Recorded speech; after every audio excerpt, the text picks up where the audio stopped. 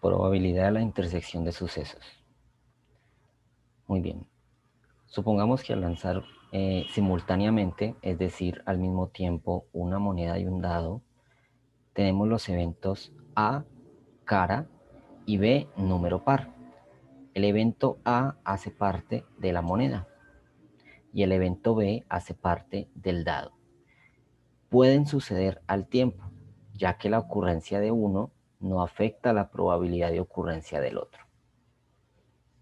Esto ocurre pues precisamente porque son dos experimentos completamente diferentes. Sin embargo, existen otros sucesos cuya probabilidad depende de la ocurrencia o no del otro. Tal es el caso de un experimento en el que se deba extraer una balota después de que se haya elegido una y no se haya vuelto a introducir en la urna. En este caso, observen que dos eventos pueden depender el uno del otro porque hacen parte del mismo experimento. En este caso, el ejemplo que propone pues, es precisamente extraer una balota de una misma urna. Eso hace parte del mismo experimento, con dos eventos diferentes, pero del mismo experimento. Entonces aquí tenemos una diferencia entre dos experimentos completamente distintos, donde un evento no depende del otro, y tenemos un experimento donde los dos eventos hacen parte del mismo experimento.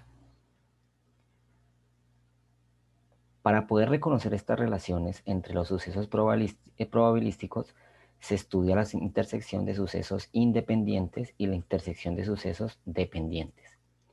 Pues obviamente, como sus palabras lo indican, independiente es que no depende el uno del otro, mientras que dependientes significa que ambos sucesos sí dependen el uno del otro. Para el primer caso, que es la intersección de sucesos independientes, consideremos dos sucesos A y B, donde son independientes. Si la probabilidad de que ocurra A no afecta la probabilidad de que ocurra B,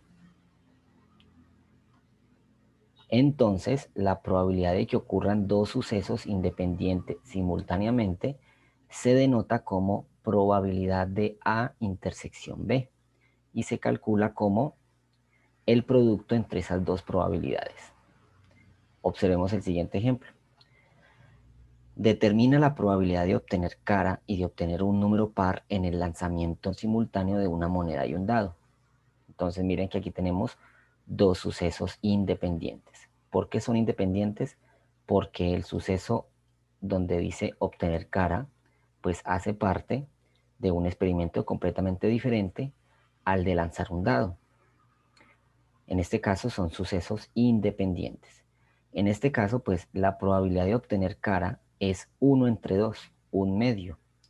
¿Por qué es 1 entre 2? Porque tenemos la probabilidad de que caiga cara, que es nuestro caso favorable, y el espacio muestral del experimento. El espacio muestral es 2 porque tenemos solamente dos opciones en la moneda. Mientras que al obtener un número par, la probabilidad es 3 de 6, porque tenemos tres números pares en el dado, que son 2, 4 y el número 6, sobre el espacio muestral del experimento, que es 6, es decir, tenemos 6 caras. Al simplificar pues esta fracción tenemos un medio. Como son dos sucesos independientes, entonces la probabilidad de A intersección B es simplemente el producto entre ambas probabilidades.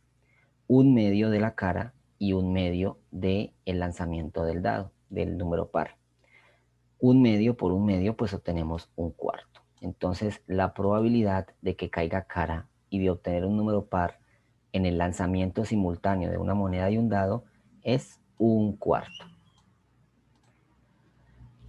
Para el caso de la intersección de sucesos dependientes, es decir, uno depende del otro, entonces podemos decir lo siguiente.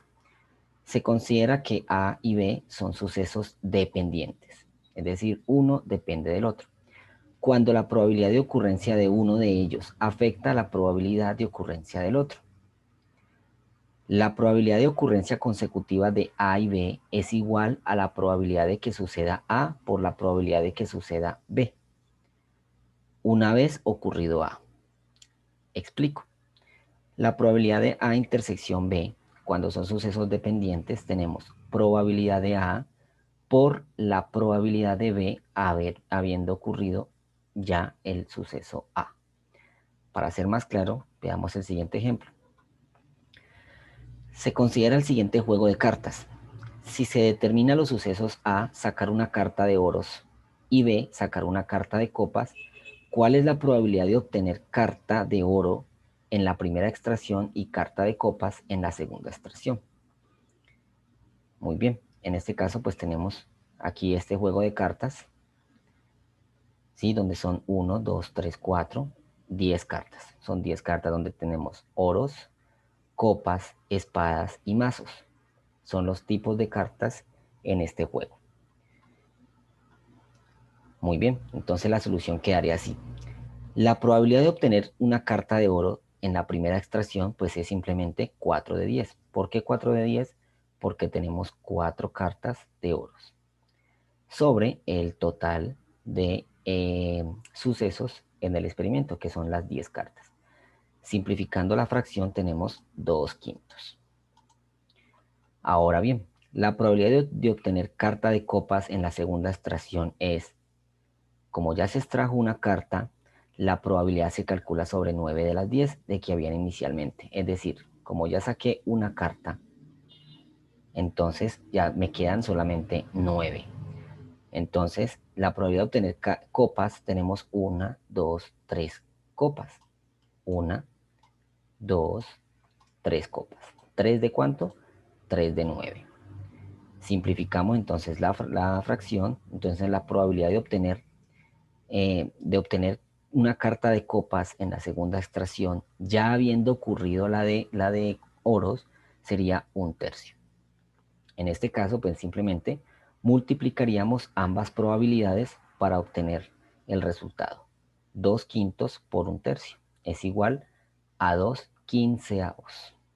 Esta sería entonces la probabilidad de que ocurra el suceso, el evento, perdón, PA intersección B, siendo dos sucesos dependientes. Entonces, observen la diferencia. Estamos hablando de sucesos independientes cuando los dos sucesos hacen parte de experimentos distintos. Es decir, uno no afecta la probabilidad del otro.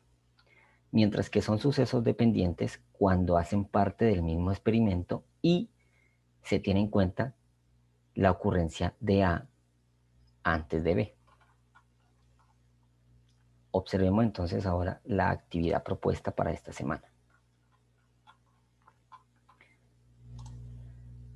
En la actividad se cuenta con 2 ejercicios. En el primer ejercicio tenemos: la baraja inglesa se compone de 52 cartas, distribuidas así: 13 corazones, 13 diamantes, 13 tréboles y 13 picas. De la baraja se extraen 2 cartas con reposición. Quiere decir que al extraer una, se vuelve a introducir en la baraja